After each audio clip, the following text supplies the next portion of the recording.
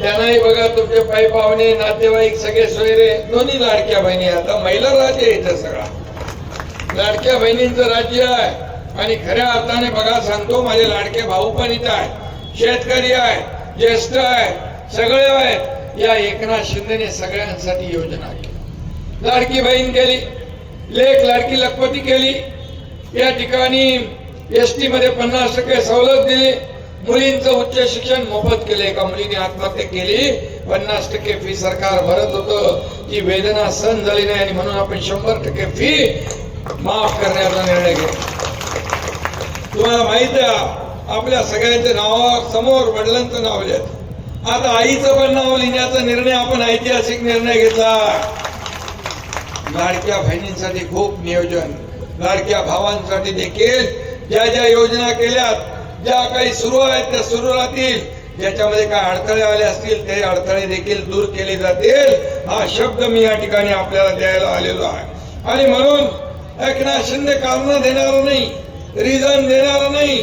No reason on the spot decision, लगेच जागेवर तुकडा होणार असेल तर करून टाकतो. आणि म्हणून या ठिकाणी आपला रोडमॅप तयार आहे. मंचरचं अतिशय चांगलं सुंदर शहर झालं पाहिजे, चांगल्या सोयी सुविधा मिळायला पाहिजे, याच्या वाहतूक कोंडी दूर झाली पाहिजे. वाहतूक कोंडी पण आहे ना इकडे. आणि म्हणून या ठिकाणी मी आपल्याला एवढंच सांगतो, आमच्या राजश्रीताई या मंचरच्या नगराध्यक्ष पदाच्या उमेदवार आहेत आणि सुजाताताई काजळे जुन्नरच्या आहेत. मी आपल्याला एवढं सांगतो, जे उमेदवार सगळे उभे आहेत त्यांच्या बरोबर या सगळ्यांनी एक मत स्वतःला मागायचंय, तर हे दुसरं मत नगराध्यक्ष पदासाठी मागायचं. किती नंबरला आहे तुमचा धनुष्य? 1 नंबर म्हणजे 1 नंबर आहे तुमचं.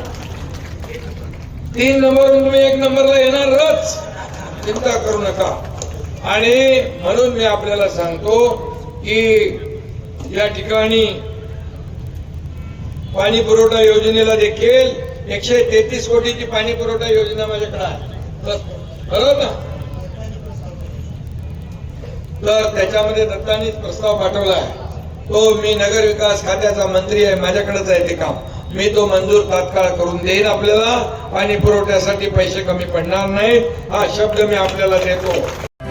आपण पाहत आहात तेज तुफान न्यूज, न्यायिक व निर्भीड बातम्यांचे सर्वांचे आवडते नेटवर्क.